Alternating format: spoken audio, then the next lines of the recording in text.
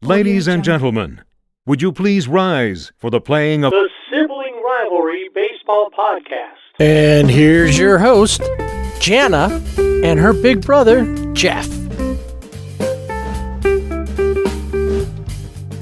So we want to end our season, even though we technically ended our season, we want to end it, or have the encore to the finale as we started it. If you remember way back on the first episode, we welcomed Greg Sullivan of the Carolina Disco Turkeys to talk about his team, what was going on as they were starting their second year. And the one thing we found out throughout the year is whenever you see talks, especially this time of year with the hot stove, if they say now there's a mystery team interested or involved that could steal this player away, we now know it's the Disco Turkeys. Yeah, we have to pipe up for those sometimes. I think Jana wanted to ask you a question about that too. She's really interested on where things stand. Yeah, I have some really deep probing questions for you. Okay, let's hear them. All right. So before we get to that, why don't you tell us, so heading into season 2, you guys, your inaugural season was, successful for an inaugural season. You got everything up and going. The world loves your merchandise. Boogie is still alive even after Thanksgiving. So that's a plus. We keep moving forward with that. So how would you wrap up your second season as a team and then the organization? Right. I think, we definitely took a step up. I would say, it even more than just a record. I think it was pretty visible to fans, like the step in talent from year 1 to year 2, and we're hoping to kind of continue that, building. It's just a lot easier to recruit players, when they have something to look at from what you did in the past seasons. So, last off season, I think we were getting a very different type of conversation or response from recruits, and with college coaches and all those conversations about, where people end up going. So that went well. And I think it was evident on the field, and we had a lot of really close games, and, some we won, some we lost. And we hit more home runs. A lot of things fans like to see. So, it's some walk-off wins that got everyone excited. So, I would say a big success on the field, but still room to grow. We were getting closer to more like 500 level ball. We lost a couple games at the end in our tournament. But for the most part, we were, winning a good chunk of the time. And even when we weren't, they were really good games. And I think, and I think people saw a lot of players that are going to do big things later in their career, which is a big part of this level of baseball. So, whether they'll be with us again this coming season or be, kind of taking a step towards potential pro baseball, I think that was great. And then in the crowd, I think we tried a lot of new promotions and new ways to get attention for our team. And year 2, we saw very evident growth as far as, sponsorships, as far as fans in the crowd. And we're really excited about just being able to build a palpable, exciting baseball atmosphere. And you had some games this year where, it was just a loud roar when we had a walk-off win, that kind of thing. For us, that's just sometimes just a couple more hundred more fans than we had last year. You know what I mean? It's not like thousands and thousands of people, but it's having more games where there's like 600 people instead of 400, and I think there's a lot of potential to grow. But, I think everything was great as far as that. The only real thing that held us back was some weather. And especially for teams in the summer wood bat ranks where your season's about 10 weeks long. If you get a really bad spell of rain, that can alter things some. And sometimes it's not even rain, but just if the weather person at 2 p.m. is still calling for high probability of rain, it's not the World Series, so people aren't necessarily going to brave it, so it's just taking your kids out to a game or something. People, if they see a 75% chance of rain, some people will go, but a lot of them won't. So we, like a lot of teams, we battled some of that. But playing on the field, just getting better and better. And, I think the fan engagement keeps getting better and better. Well, that's good to hear that more. I know last time we talked, you were talking about because you were coming out of COVID and trying to put that on the field and talking about saving money. Like, okay, well, maybe we need to play at 3 today or, whatever. That's a little early, I think. But playing earlier to save cost on lights or, different items like that. So are those things that you're able to distance yourself from a little bit and, to bring in the bigger crowds, make it a little more convenient for your fan base? Yeah, I think so. I mean, this year we pushed I think going into our first year, we were kind of even in the lead up to the season and putting out schedules. We, like you're saying, we had a lot of not knowing what kind of restrictions we'd have and that kind of uncertainty. Then the season came and it wasn't too bad it was crazy how from February to April, policies and stuff in 2021 really started to shift because I guess, the world was in some ways moving on to some extent. That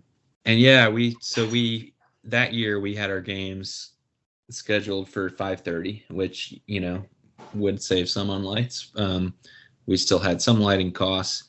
But this past year we did 6:30 and, it made sense. I think any issues there as far as cost ended up paying off with, just increased attendance.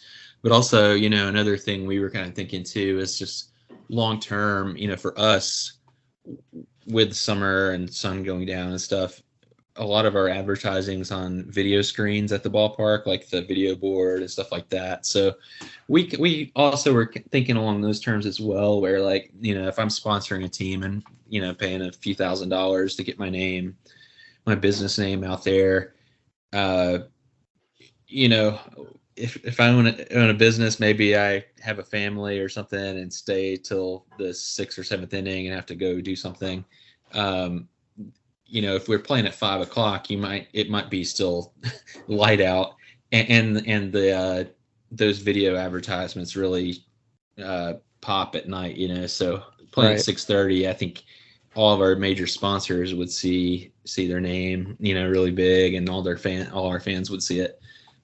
So that's a factor, and just kind of to some extent, people's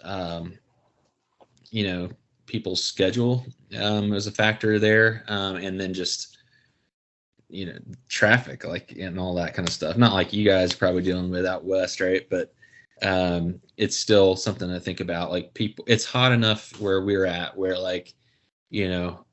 people want to be sort of comfortable, and especially the July games, it can be, if you're playing at 5:30, it just doesn't really work. So I'd like to say, we're gonna hopefully stay in kind of that 6:30, 7 o'clock range, but we're always, I think all teams kind of look at it year to year and try things out on time, just because the people's behavior changes depending on what all is happening in your area. But I definitely think night games work during the week for sure. If you have Thursday, Friday, Saturday night, those are great games. Yeah, for sure. The weekend, of course, you got more time. You're not worried about making it home because you got to go to work or school the next day or whatever. Obviously, during the summer, the school part's not usually an issue. But and I did see that a couple times, because your situation is you're playing with the what is it, a AA team that's actually an affiliated AA team there in the same stadium.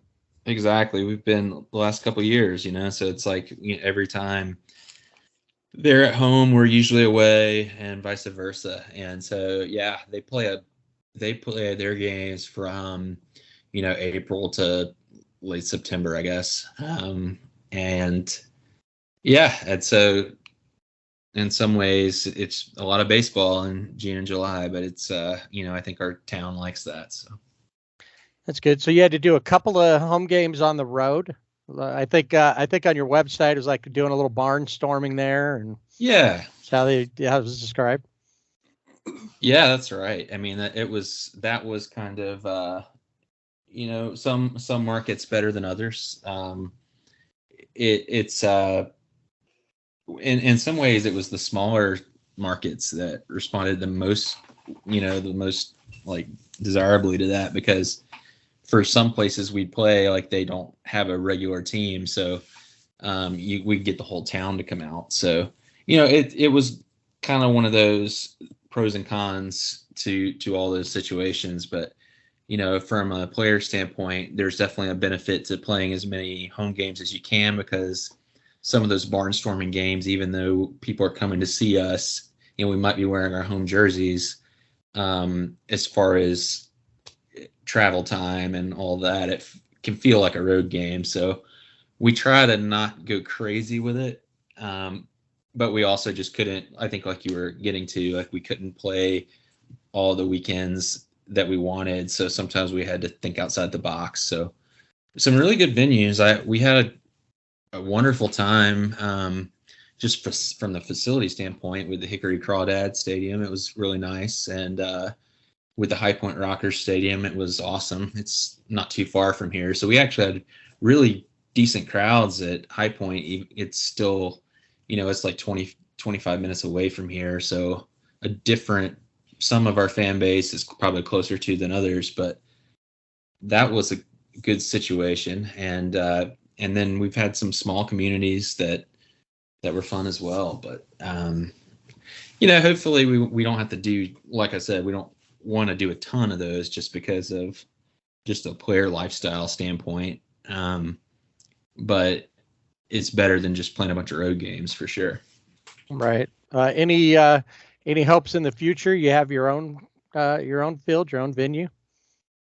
I think right now we're just kind of taking it a year at a time on stuff like that. I think, there's definitely, like I've been kind of saying, there's pros and cons to everything. I mean, I think ideally you're just playing every Friday and Saturday night at home. You know what I mean?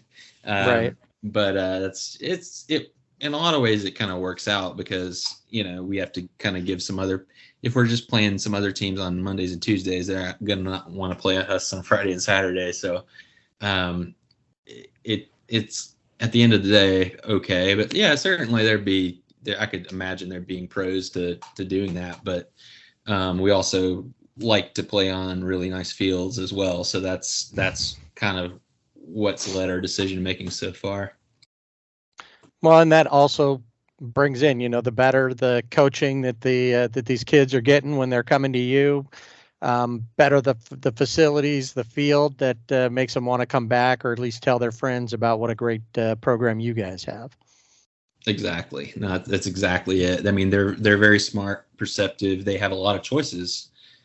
So we have to, there's some pressure on us to make sure we're giving them a good option, and we take it pretty seriously, and just like they do. So we've got some good coaches, but yeah, definitely facilities.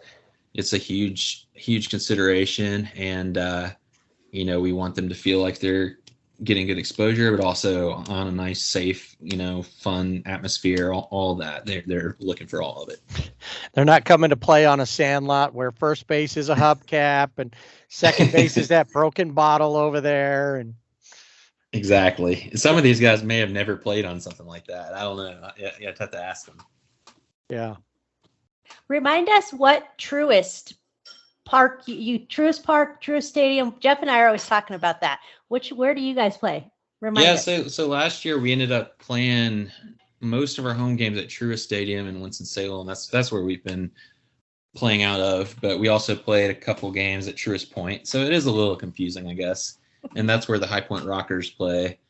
We played there on the 4th of July because the Winston-Salem Dash were at home, and and we can't both play on the 4th of July that day. So, and it worked out well. But there's also Wake Forest football stadium is also sponsored by Truist, or has naming rights or whatever. So there's a Truist field, I guess, football stadium in our city too.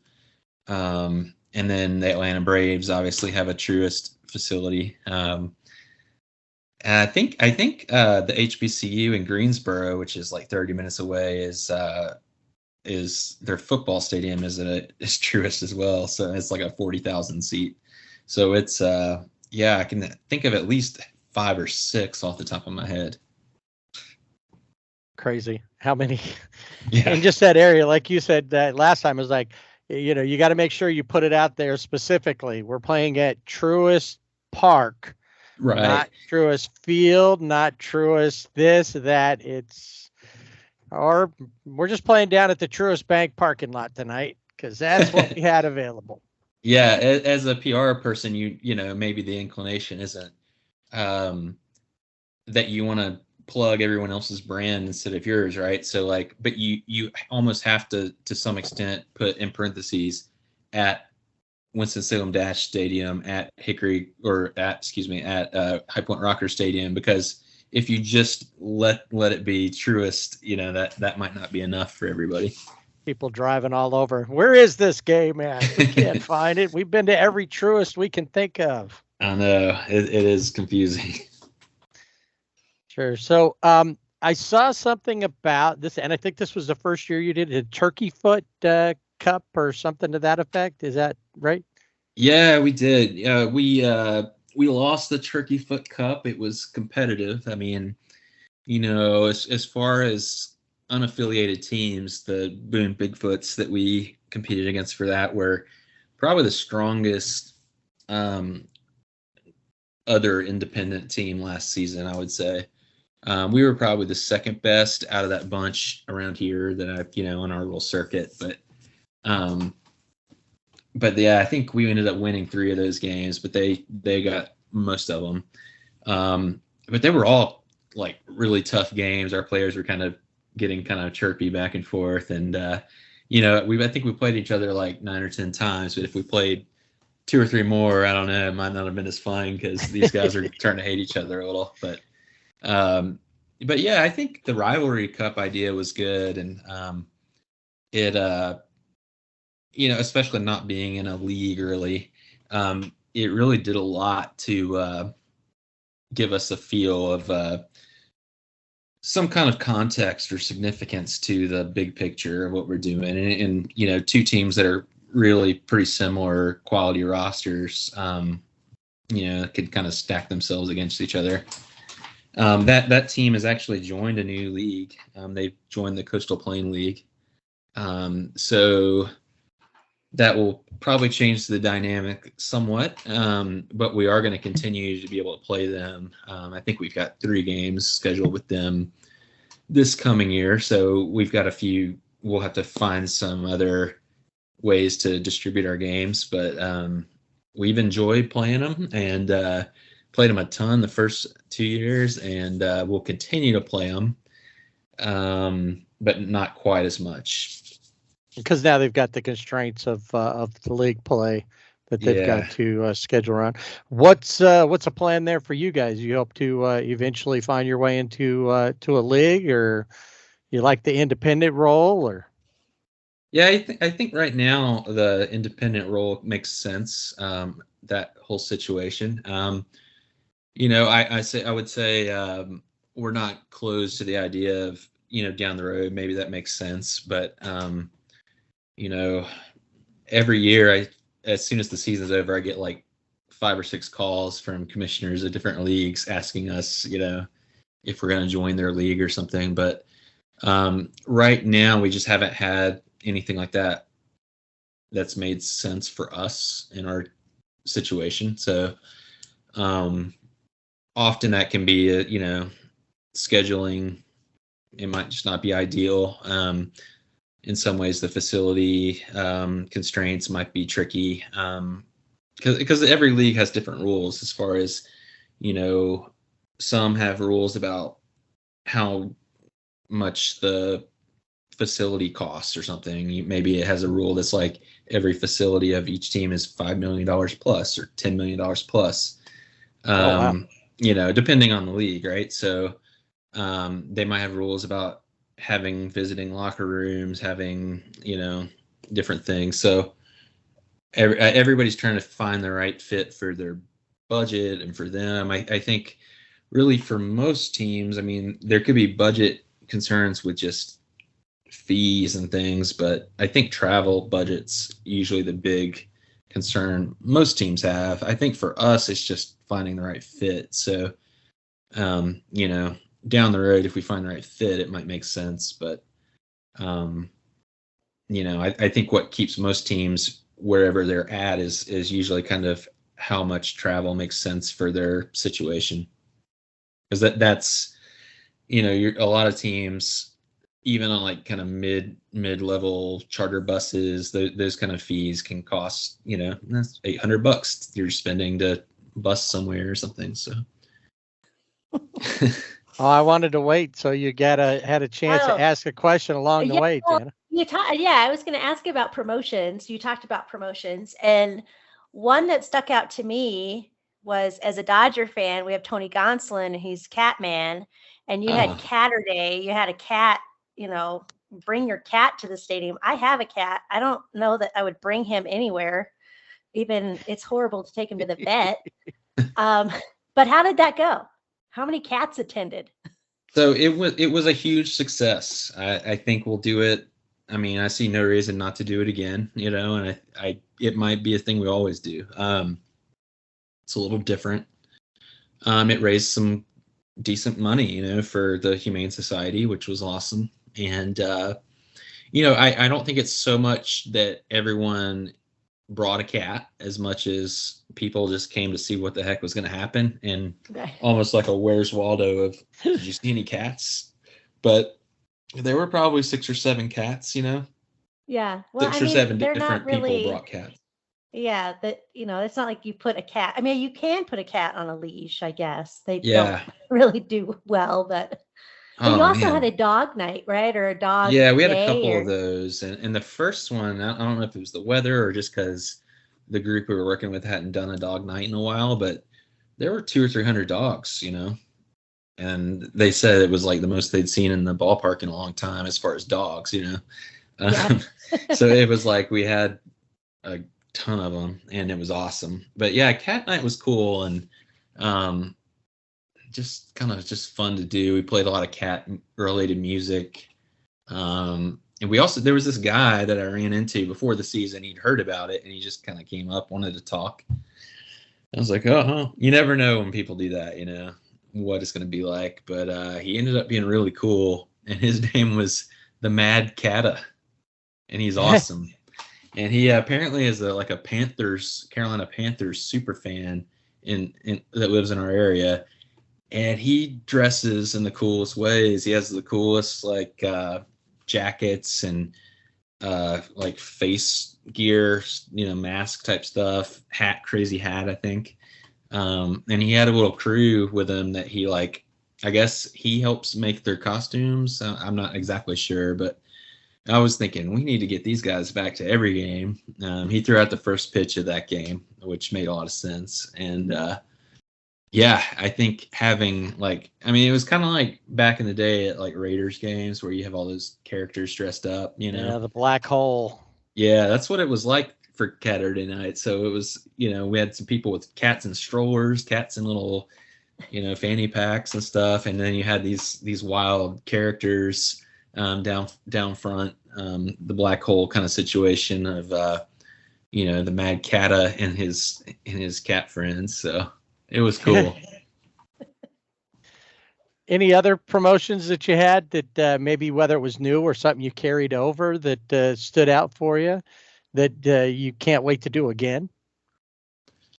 Yeah, I mean, I would say we just kind of, that was cool for just the concept and just what it was. But I really like situations where we can kind of combine two groups of people. So we have a pro hockey team in town, and we signed one of their players to play second base for a game, and we brought their whole like fan base basically. So it was like we had a lot of their fans in there cheering for him, which was cool. And my daughter plays youth hockey in their organization, and we go to some of their games, so it was kind of fun to bring their their booster club and their fans out to one of ours, and it added another loud cheering section.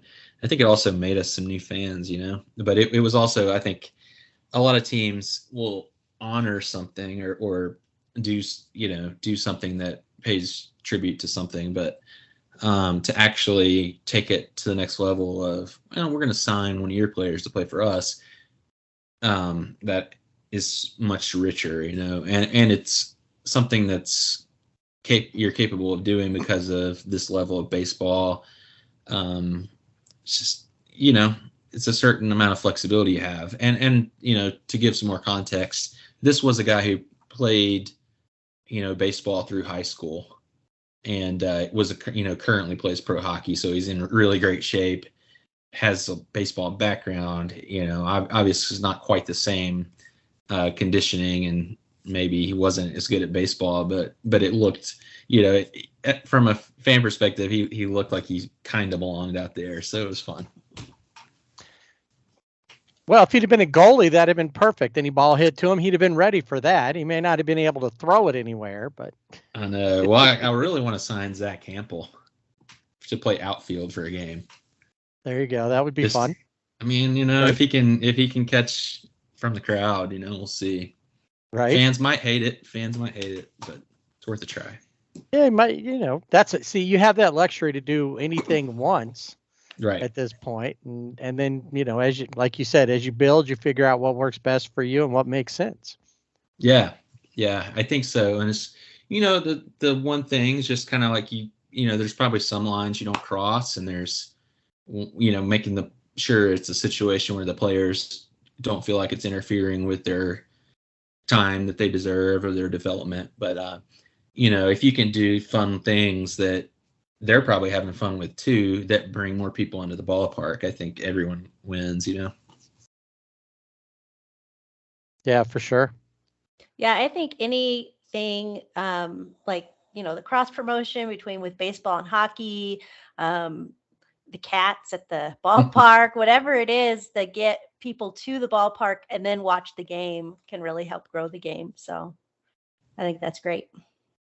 Thank you. Yeah. I mean, that is awesome. And you talk about growing the game, and I think, there's a lot of opportunities with little leagues and stuff like that. So, we're always like looking to just bring big groups of people out however we can. And it's a way to engage the community just by like finding more people to relate to what we're doing.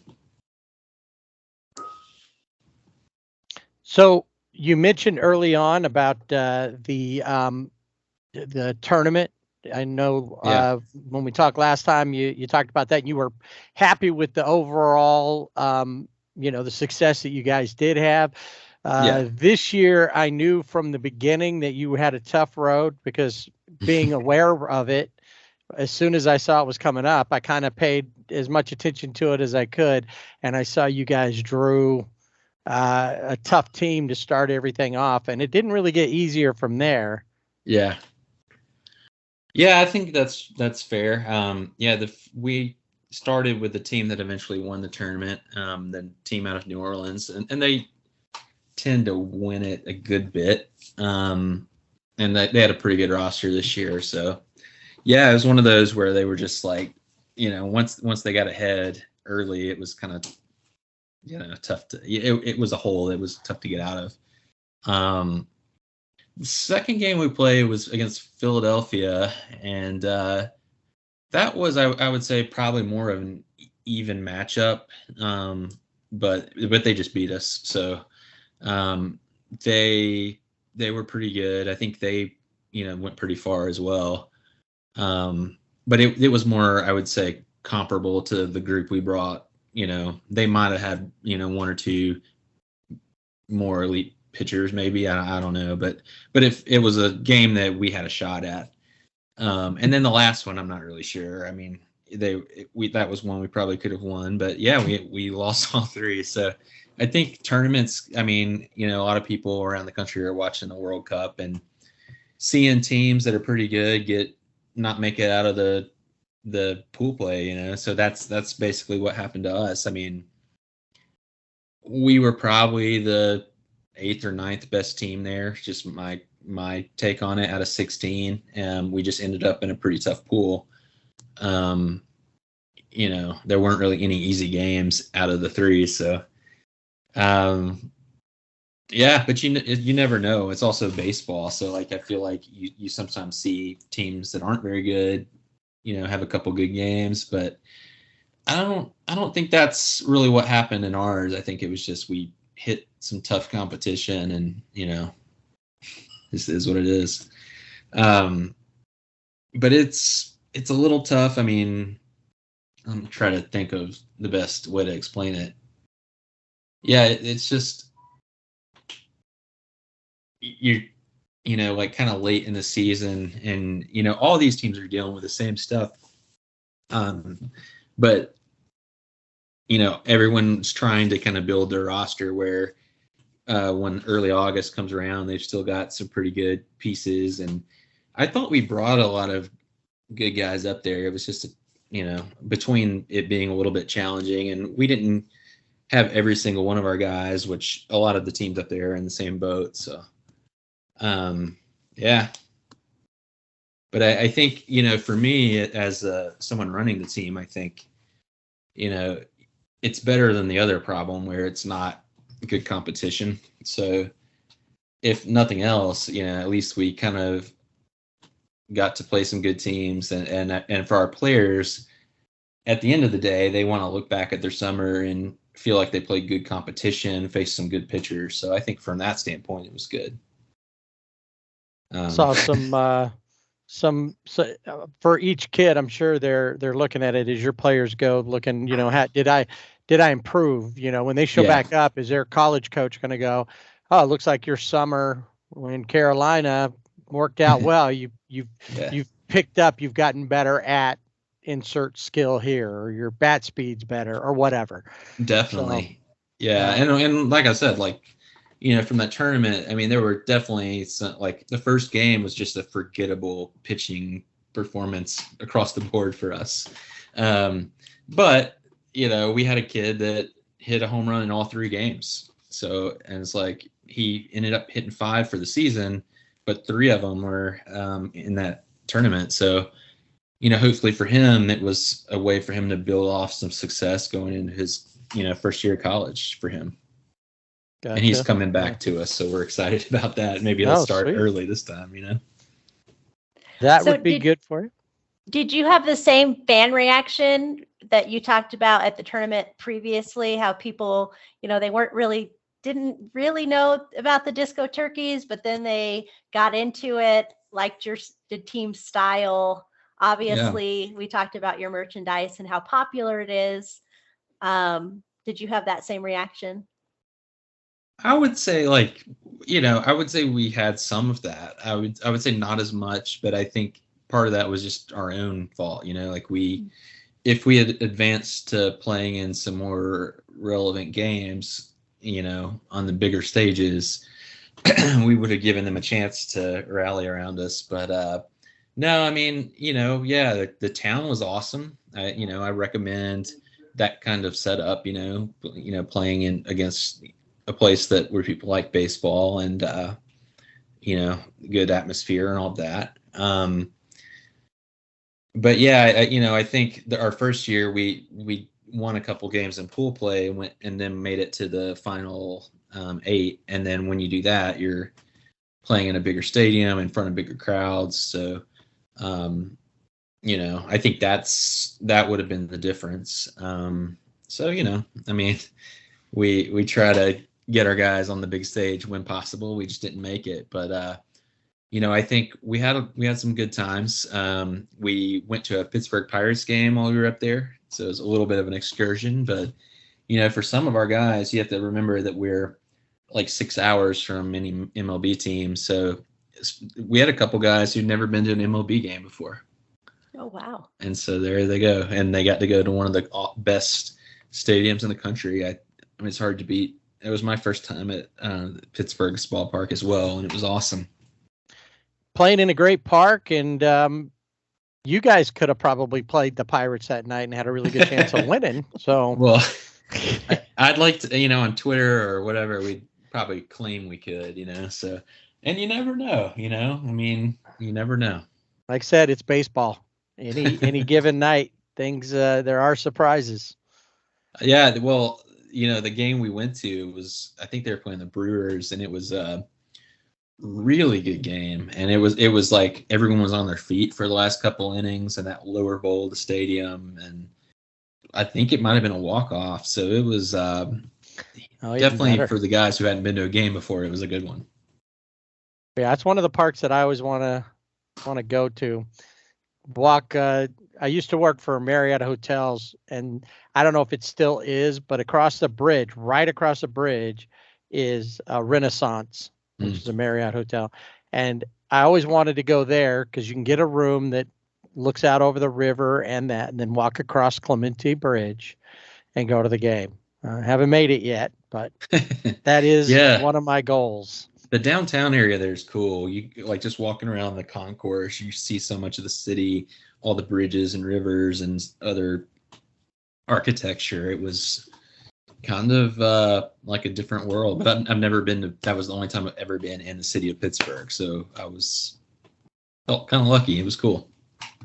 Well, and I think that's really neat that you're at the tournament, but you're also taking your ball players kind of on field trips, right?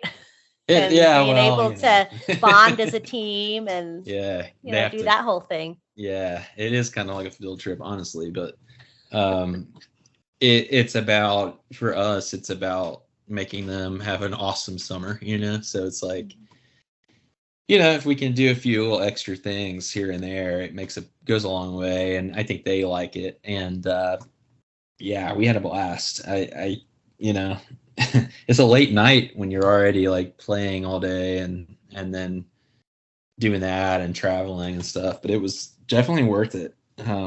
We'll see. I don't know if we're in any other MLB cities coming up, but if that ever works out again, it's something to think about. Yeah, for sure. I saw, because Jana mentioned merchandise, and we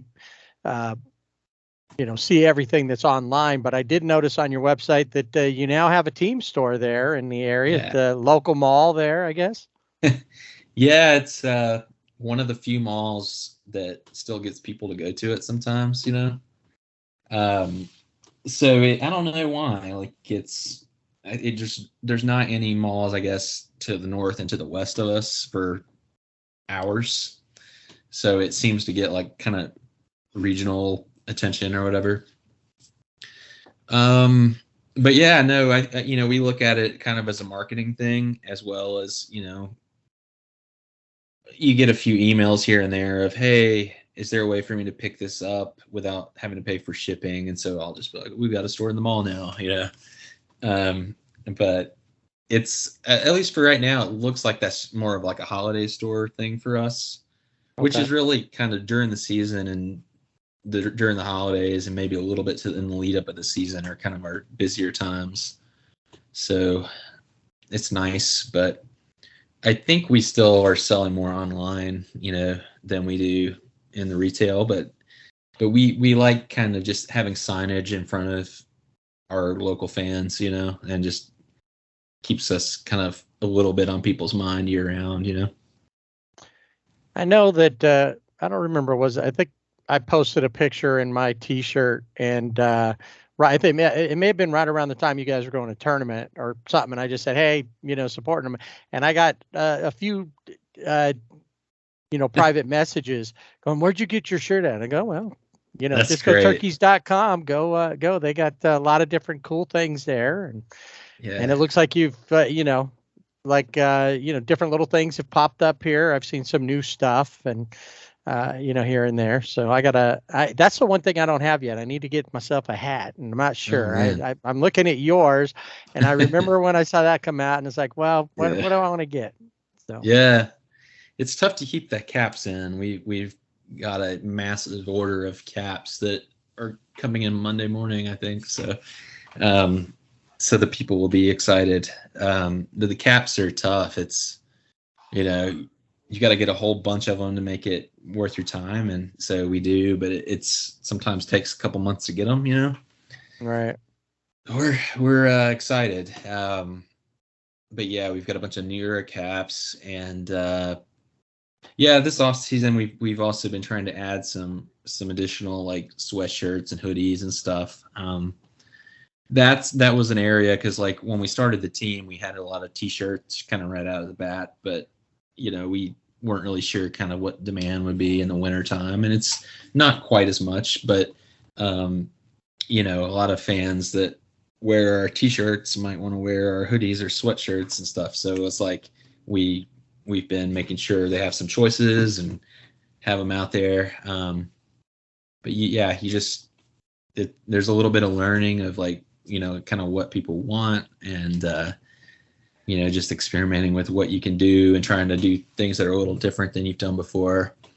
Fun fact for you, apparently, and hoodies have a connection to Winston-Salem, because I don't know if you guys have noticed, but their Champion has been kind of marketing that hoodies. They invented hoodies, or started the first hoodies, and they're owned by Hanes, which is headquartered in Winston-Salem. So there's an interesting connection. So we don't have any Hanes hoodies or Champion hoodies right now, but you never know. Right. Work out a deal with them and say, look, we're right here in the same area. Swing us a deal here, dudes. Well, it is cool that, it's probably one of our biggest companies at this point, and it's, Hanes. And so it's cool that we got a little piece of history. There's a lot of history in Winston-Salem, just with different, businesses and Krispy Kreme donuts and, all that. That one I knew. Krispy Kreme. Yep. I'm not surprised there's that much going on there. Yeah. You got to figure, there's probably a hotbed of activity in certain areas, and especially right there. Yeah. So you mentioned the off season. What's the plan now? I mean, as soon as the season ends, you take a little bit of time and kind of regroup, kind of look back, and then attack. Here's what we learned. Here's what we don't want to do again. Yeah. What's the process now for season 3?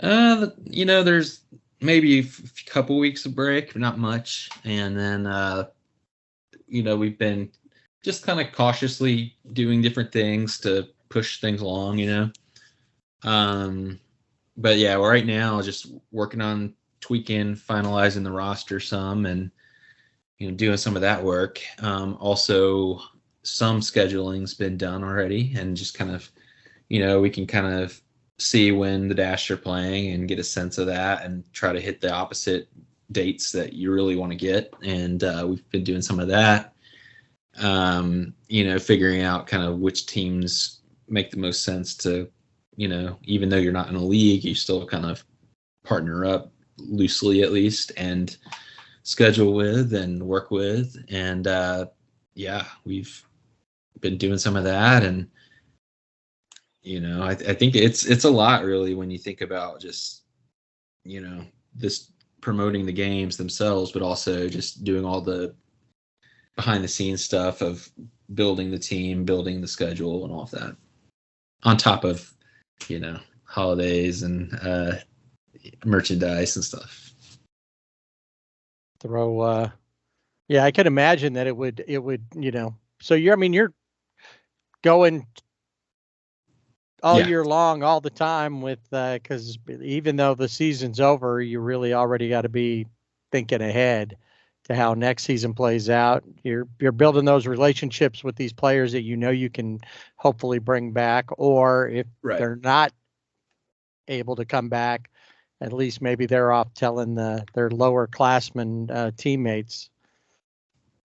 Yeah, exactly. Yeah, it starts right away. Like as far as you get kind of right when you get back from your tournaments and games. It's like you've got emails that are from different people wanting to talk about when they're going to play you and stuff. And some of that stuff starts earlier every year. It feels like so.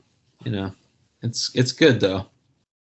That's good. So hot stove action right now in baseball. So you guys must be constantly watching the news on that. Oh, I'm telling you. I know Jana's interested in possibly, because I know you guys are probably waiting for a call from Dansby Swanson's people. Right. And yes, I think there's somebody bigger Jana has in mind though. Yeah, I really want to know how much you plan to offer Aaron Judge to come and play for the Disco Turkeys. That was my number one question. Oh, I have to check the rules as far as compensation, Well, you know what? He'd look good. I was just looking at the products. He'd look good in that the navy blue hoodie. Yeah, he would. Because I saw a picture of him up in San Francisco, and that whatever he was wearing, which was probably worth more than all my clothes put together, but it didn't look that good on him. But that hoodie right there, I'm thinking that is perfect. Well, you have to think, some team, let's say they want to pay him $25 million a year, something like that, just a good round number. Would he be getting $26 million worth of just feeling really cool if he were wearing our uniform and playing for us? Right. I think yes. I think Could you imagine being in your uniform and being able to hang out with Boogie? I mean, come on. and the home run jacket? Oh yeah. That alone right there, that's another 20 mil right on top of it. I think so. I there's think, probably more opportunities. AAV and feeling good about 45-50 million a year. Easy for Aaron. And he falls in love with the game even more. Right. But if we can't get him and, I think Barry Bonds might, want to play for a couple weeks with us. And I could see, let's see, who would be real? Pujols, I think he can get 800, Yeah, exactly. He could actually go beyond 800 and what Sadahara I think was at 821. I think that was so that's like the worldwide baseball record or whatever. Right. He could head for 850. Yeah. And he got the Comeback Player of the Year award. So why not take that? And he's supposed to be a great teammate. Those kids would never have a better teammate ever. That your college guys would learn, and who knows, some of those might go on to be MVPs under having time around T.O. Albert. Yeah, well, I do wonder if he could hit 100 home runs in a summer for us. Well, that would be a challenge. Yeah. He could, depending, being compared to the pitchers he's used to seeing. And, the guys in your leagues are still developing. So they don't have all those wicked pitches that some of these guys up at the major leagues level have, they're working on them. But yeah, exactly. He might be able to do that. That would be, talk about that promotion. What would you do with something like that? Yeah. And Tio Alberto hugs, that's right there. You can have a whole night around. That would be win-win. Hug night. I don't know. For both you guys and them. The stadium, the Dash would have to move off all the dates and play away games because you guys would be selling the stadium out. Yeah. Be like, we don't want to go to see the Dash. Albert's here. Yeah. It's hard to beat getting Pujols on your team. Especially, when he's had coming off such a good year. For sure. Yeah. No, that'd be awesome. I think I'd have to find my way from here to there. So that way we could, which I want to do anyway. I want to find my way back there and take in a game one of these days, but no telling when that's going to happen yet. But yeah, we talk about it, all the places we'd like to go and do our podcast from. Yeah. And the first place that always comes up is Winston-Salem. We want to go to a Disco Turkeys game. And then behind that is like going to Omaha for the College World Series. and then Kansas City, so we can do one from the Negro League Baseball Museum. Yeah. And then the rest of them are, and there's I got to looking this year thinking about the tournament y'all play in, and I found, there's one out here in the West, and I don't remember all the details of it, and a couple others I found. I thought, well, I should, figure those out, maybe try to, something close, and that I could take a day or two. And well, there's one in Alaska, the Midnight Sun game. Yeah, you should do that. That would be cool. Awesome. Yeah. And then I also saw there is a wood bat league out here, and it's more out in our low desert area, Palm Springs and all that. That's more off season. Okay. And they play there just because it's it's warmer in the desert at that time, but comfortable in the desert at that time. So I got to follow up on them, but yeah, definitely. But yeah, my one of my top places I want to go isn't Rome. It isn't, I think maybe you guys come in right behind Bora Bora. Oh, that's good. You should try Mexican leagues.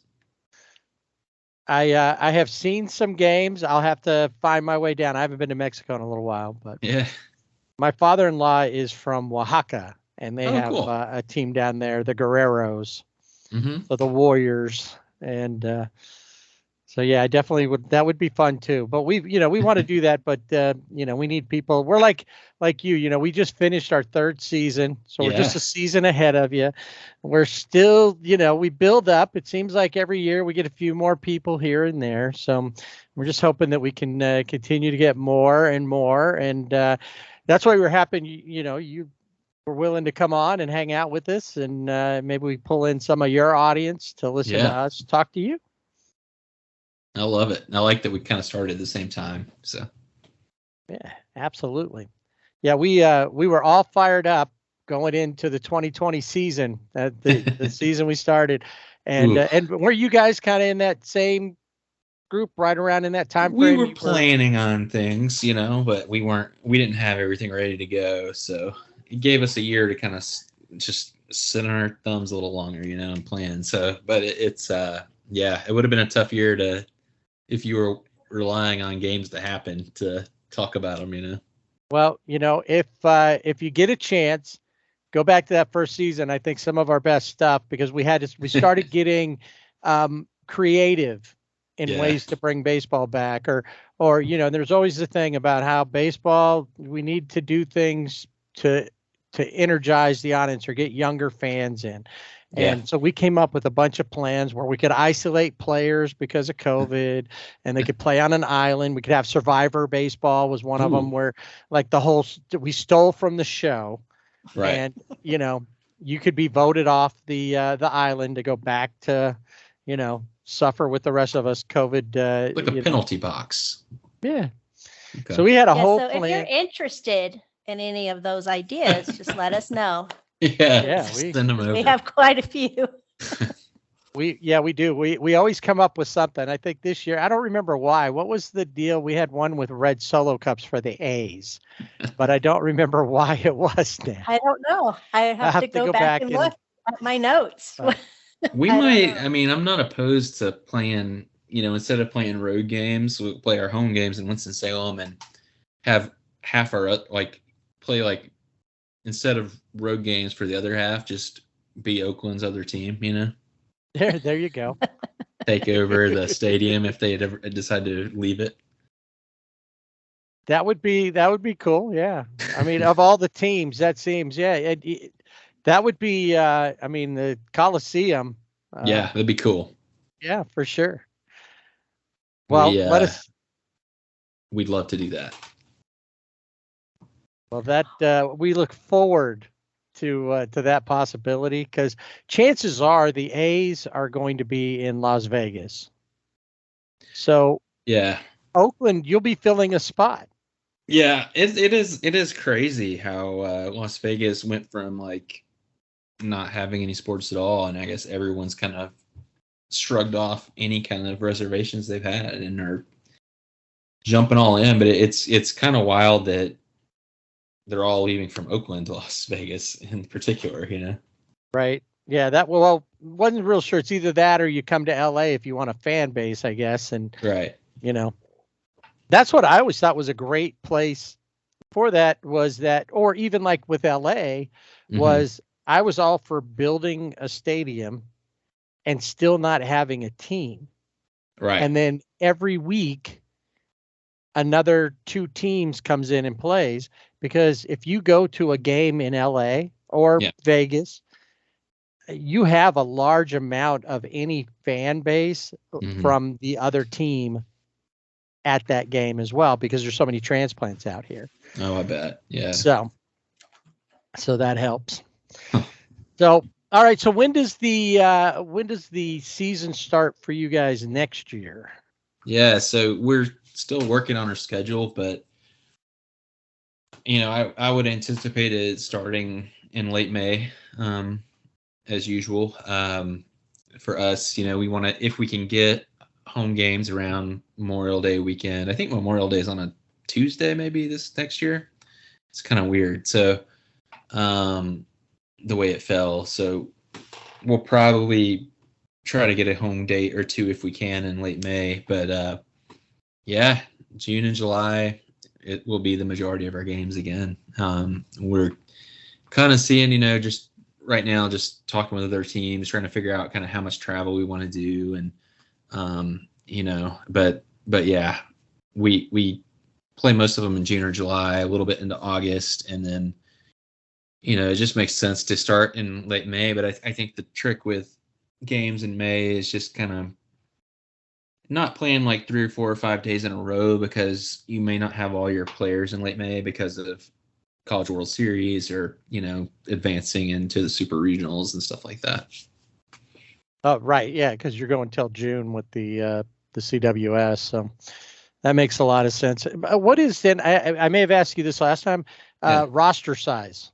What does that work out to be? I mean, you guys, obviously being independents, you could probably say your own thing, but I'm sure you try to work, number one, financially. There's, all the stuff that goes there, plus trying to kind of play along with so you're kind of even with the teams you're playing. Yeah, something like that. I mean, there'd be some concerns, I guess, if you go too far in any direction. But based on the number of games we play and how many games we play per week, we try to be like 29, 30 players, maybe 31 or 32, because inevitably not 100% of the pitchers you sign show up. Usually you sign like 16, you'll get 14, something like that if you're lucky.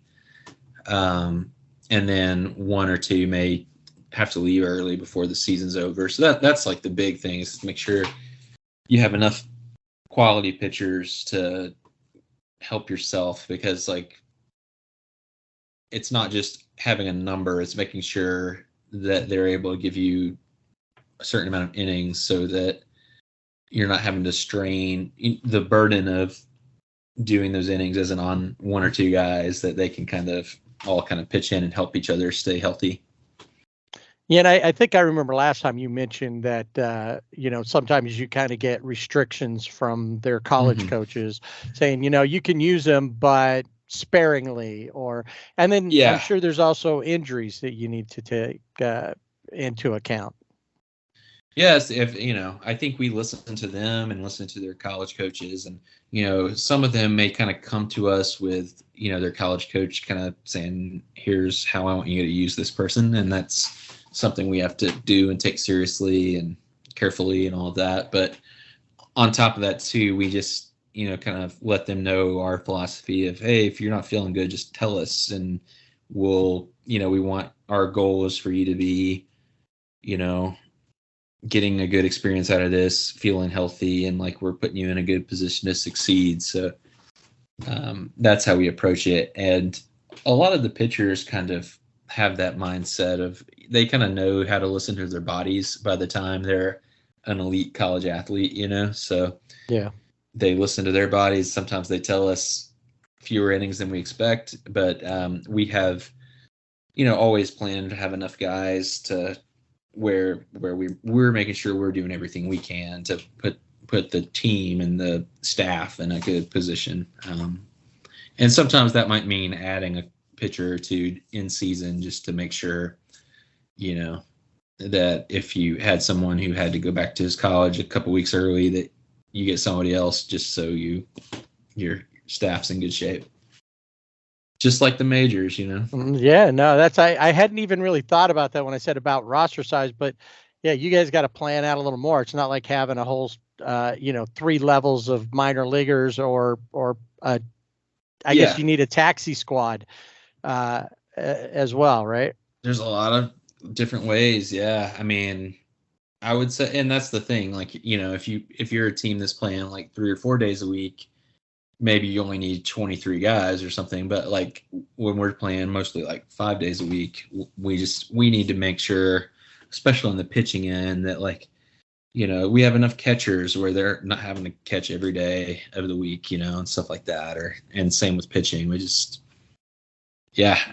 think it just really, the amount of games is the determining factor on how many guys you need. But, you know, there's an ecosystem. It's really what it is. And, you know, one team can't have all the good pitchers and, you know, that kind of thing.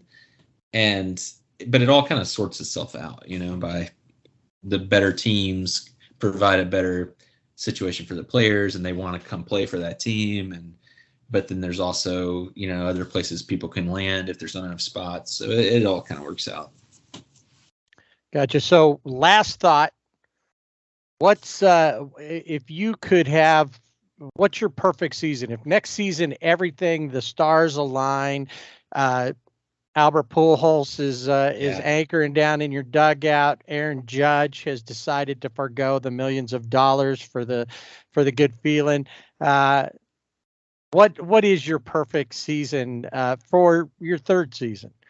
I mean, yeah, I think if we get Pujols and Judge, we're in good shape. You know, definitely the lineup will be pretty strong.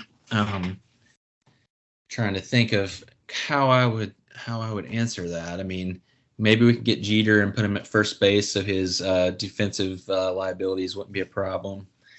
There you go. I know how the internet likes to make fun of his overrated shortstop play, so I wanted to throw a bone to those people. But, you know, I think Pujols, we could probably have him DH and bat 6th for us, you know, some 7th maybe, with his pretty good power. Since we got all these other sluggers on the roster, I think. But yeah, I think, but that's a serious thing. Like, you know, maybe not Pujols, but we want to get some players from some good schools that fans will go, oh, they got a guy from Wake Forest or got a guy from NC State. I want to go watch these guys, you know? So that, you know, ideally it's getting Pujols or Judge, but if it's not, maybe it's getting some players that have a reputation for being an up and coming player or goes to a school people are following.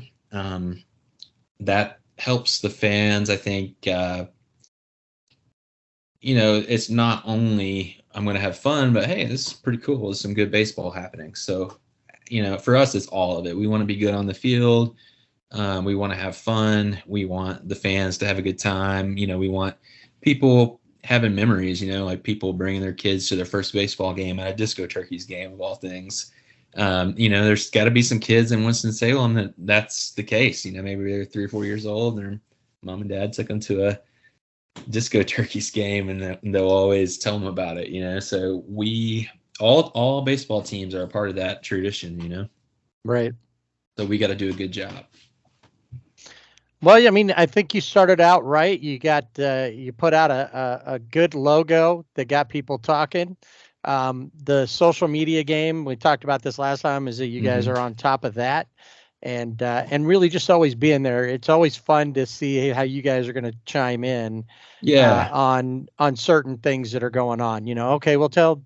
I did see something about Pujols. Tell him he can come be a Disco Turkey or Judge or anybody. If there's something going on, you guys are. In fact, I think I'm disappointed if I don't see a tweet in there. I know we've built that expectation. It's tough, and yeah, I think the last thing was just like, you know, if Judge wants to grow a goatee, you know, maybe he's not a fit for the Yankees anymore. Or if he gets a, goatee like Jeff Barnes, but maybe he could play for us. And we were going to be like, hey man, you know, that's part of how your identity is. So like, you know, be yourself, come play for us. We're going to have fun. So yeah, we find ways that kind of relate to disco culture, relate to teams with cool logos, relate to birds, and just bring it in the middle of the conversation without being hopefully too annoying. But you know, once you start kind of that habit of just challenging everybody to play an exhibition and we're trying to get every free agent, you know, there is an expectation that you're now a thought leader on small teams picking up star players and all of that. So here we are. Right. But well, you know, one day somebody's going to go, you know what? I think I'd like to go do that. Just play a summer. I'm done with this. It'd be a book, you know, like Pujols could come play for us. Just throwing this out there. If you hire a ghostwriter, they could follow him around, write a book. And he hits 100 home runs playing for a summer ball team in North Carolina with a peacock logo. That's a better book and documentary series than him playing in the majors for 20, 30 games, you know? Yeah, for sure.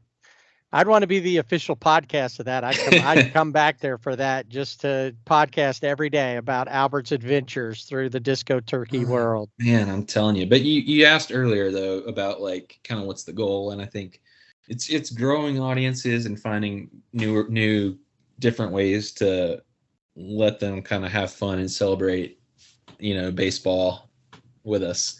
And that audience is local. And it's also like worldwide in some ways, you know, and not just us, but I think, you know, we're in 2022, it's about to be 2023, and there are a lot of teams that have figured out ways to build conversation and connect people to the game. So that's what we're about too. Sounds good. Well, we wish you all the success. We wish you and the whole Disco Turkey family happy holidays. And wherever Boogie's hiding out to make it through the holidays and not be on somebody's table. Right. We wish him well there too. Thank you. I'll see if I can find him and let him know. But yeah, he asked me to tell you guys, you know, to warn people about turkey fryers and potential house fires and stuff from that. And, you know, also to suggest potentially being a vegetarian, you know, as an option, you know, for people that are comfortable with it. But yeah, he's having a good holidays. He just has to kind of stay hidden a little bit. Lay low. Well, that's good. Just can't let those feathers out behind him. That was a giveaway. That's right. All right. Well, we'll catch up with you next season at some point. Check in, see how everything's going. And of course, we'll be here supporting you no matter what. We appreciate what you're doing, and we appreciate your love of baseball. Thank you. Good talking to y'all. Yeah, it's great. Thanks.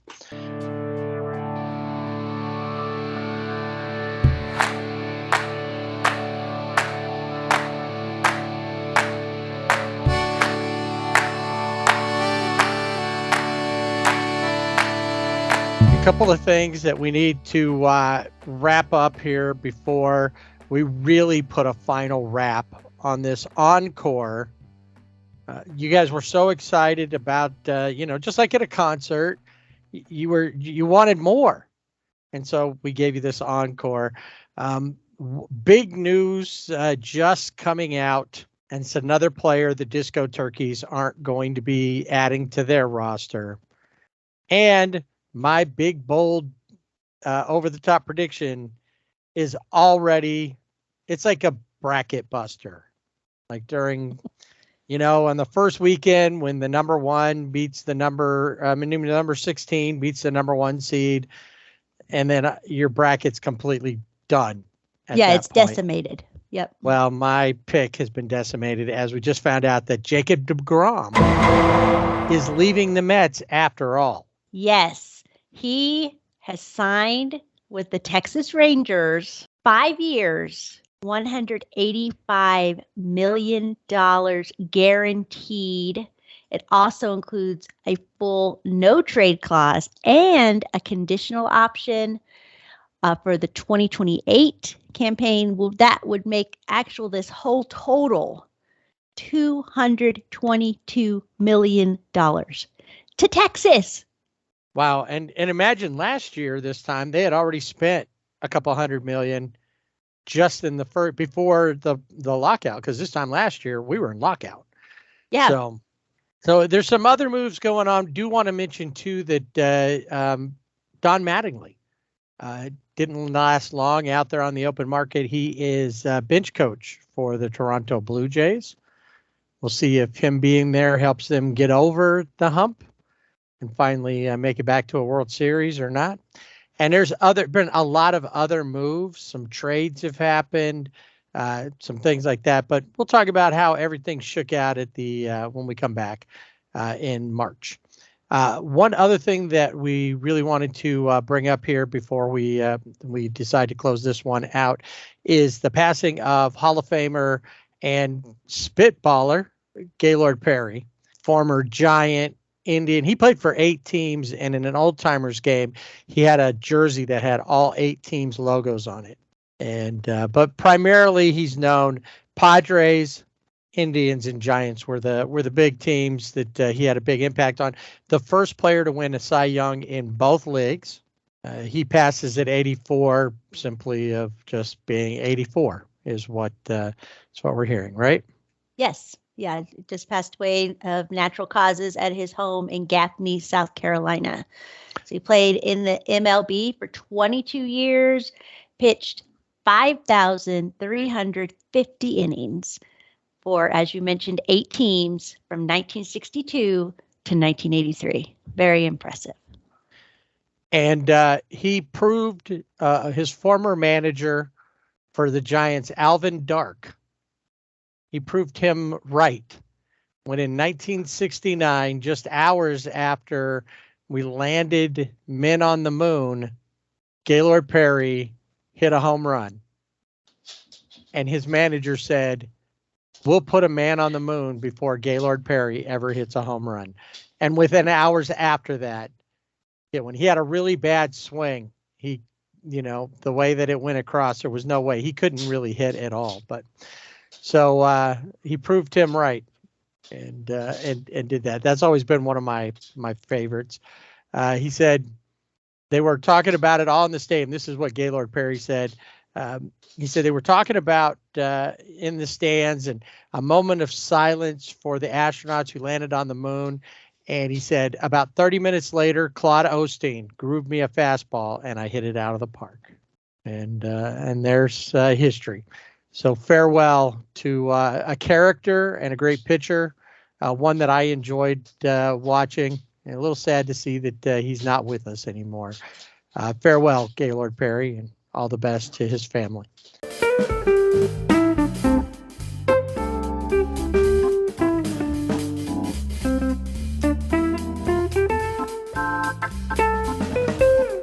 Okay, this is really it.